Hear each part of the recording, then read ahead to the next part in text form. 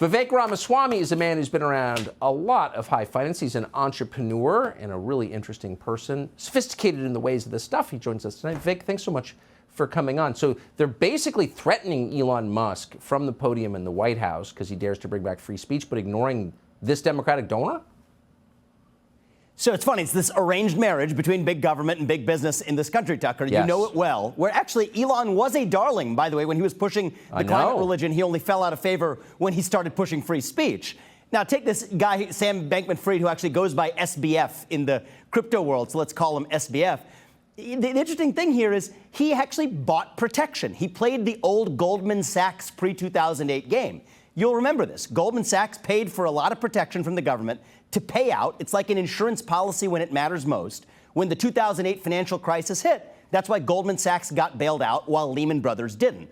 Well, SBF appears to be playing a really similar game. He's a top donor to the Democratic Party, even as his exchange was going bust. Yet there's one small nuance to this, Tucker. I think they might actually go after him and punish him anyway. And here's the funny part, not a lot of people know.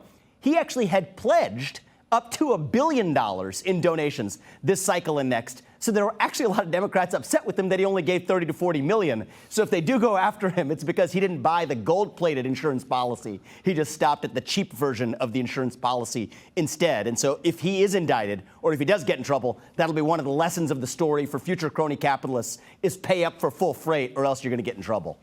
Amazing. Just in 10 seconds, since you're old enough to remember, an oligarch pledging to throw $1 billion into a Democratic election. Democrats used to complain about big money, right? Didn't they? That's exactly right. What happened to the Citizens United, corporations are not people, old left, the party that used to be skeptical of the expansion of corporate power, that said corporations shouldn't act like people, now are the ones who want those corporations and corporatocratic autocrats to act more like people. That's a bit of an irony. It's an about-face over the last 10 years. But what they realized is, you know what? It's not an arranged marriage where we have to love our partner. It's more just like mutual prostitution, and it works as long as each side gets something out of the trade. Birth the illegitimate child of the woke industrial complex. That's where you get to where we are.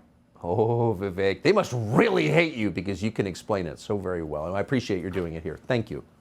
Subscribe to the Fox News YouTube channel to catch our nightly opens, stories that are changing the world and changing your life.